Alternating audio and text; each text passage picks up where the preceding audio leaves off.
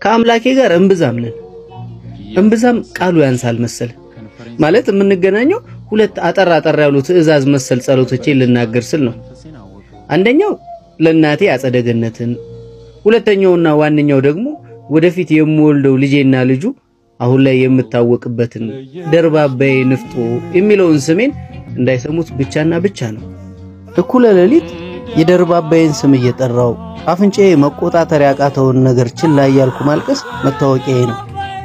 አሁንማ የሰፈር ሰው እንደ ምልክት መጠቀም ጀምሯል። ናስኪ ጎሽ ደርባባዬ ንፍጦ ሰክሮ የሚያድርበት ቱቦ አጠገብ ካለው ሱቅ ገዝተና ይባላል።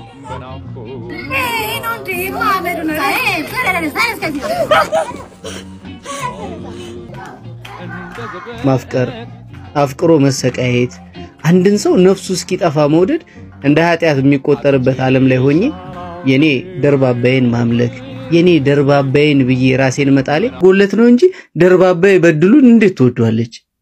የሀብታም ትራፊ እየበላ ሆዱ ሞላል እንጂ ሀብታሞቹ የጠበባቸውን ጨርቅ እየለበሰ አማረበት እንጂ ከኔ ካካሉ ተሰማ እንግዱ በምን ይበልጣል? እኔ ግን ቆይ ክፍለ ሀገር ዘመድ የለኝም እንዴ? እውነትም እናቴ ብትሆን ጥላይን ትሄድ ነበር? እናቴ ብትሆን የሚጎዳኝን እያወቀች የሌላ ሰው ትሆን ነበር? መተኪያ የሌለው የእናት ሞት ነው እንጂ ድምጼን ከፍ አድርጌ ቆይ ምንድነው የማወራው? ሰክራለሁ እንዴ? እሺ የዛሬው ሳረቄ ለምንድነው ዋው የሚለው? ይቺ ጋለሞታ ከዚህ ሴት አውል ጋር አሸሼ ገዳሜ ስትል አረቄ ማውጣት አቃታት አይደል? አካሉ ብቻ ማውራት ጀመርክ እንዴ? ዞር ያየው ግርማ ነው። ግርማ ግን ድሮም እንደዚህ ያስጠላል። አረቄው በጣም ቀጠና። የኔ ምንም አልሆንም እስኪ አንተን ብሎ በአንድ ትንፋሽ ጅው አድርጎ ከንፈሩን በእጁ ሞጀቀው። ቦክስ ልሰንዝር ይያንጠልጥ ያውጥቼ ይዋጣል ልበለው። ልክ ነህ ያንተ ቀጥኗል። እንካማ ቀመሳት ብድሬ ለበመለስ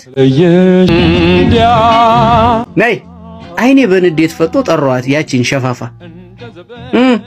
ምን እኔ የእንጀራ ልጅ ነኝ ወይ ውሃ የሚቀርብልኝ ማለት የኔ አረቄ ለምን ውሃ ተጨመረበት? ውስጥ ያለው ንዴትና አለህ አግዞኝ በጣም ጮኩኝ። ሙዚቃው ተቀነሰ። ሁሉም ሰው ወደኔ ዞረ። ደርባባዬም ጫልጠ ተጥታ አፍን አትክፈት ወደዛ የኔ ከዛ ሴተኛ ዳሪ ጋር መጣላቴ ነው አይደል እኔን እንድትበድሉ ያረጋችሁ? ሰካራ ጎሽ አረጋገጠችልኝ። ያቺ ጋለም አንተ ሰው ለአፍ ለከታበጅለት በድሉ ነው ባላበጅለትስ ቆምኩኝ። በርግጥ አረቄው ነው የቆመው። እኔማ በምን አቅሜ እኔ አበጅልሃለሁ። እንግዲያውስ ያኔ ወንድ ከሴቱ ይለይለታል። ተጠጋውት አንተ ሰው አትነካካኝ ኋላ ጉልቦታህን መጥቼ ያለ ዘር እንዳላስቀር። አይኖቹ ፈጣው እስኪ አንድ ቃል ተንፍስ የሚሉ ይመስላሉ። ደርባባዬ ፈርጣማ እጆቹን ይዛ ተበድልዋ ሰበብ ይሆንብሃል ስትለው ጆሮ ይገባ። የጨጨሆ ገብርኤል አካሉዬ ለኔ ወንድ አንተ ብቻ ነህ ብላይ ነበርኩ። ካምላኳ ቀጥላ ያለውሃት ብቸኛው የራሷ ሰው ነበርኩ። ጉንጫ አካባቢ ራሰኝ። እንባዬ ያ ሁሉ ሰራተኛና ደርባባዬ ፊት አዋረደኝ። ወዲያው በለበስኩት ልብስ ጠርጌ አንተ ሴታውል አላስጨረሰኝ።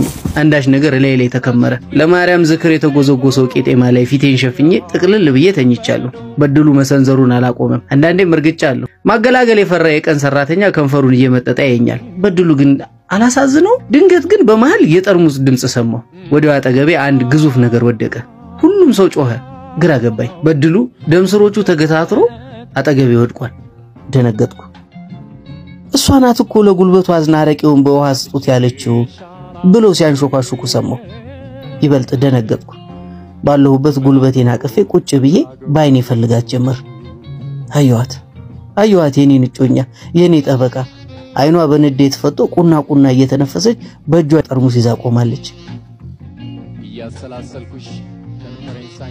ደርባባዬ አሁንም ትወደኛለች እንዴ?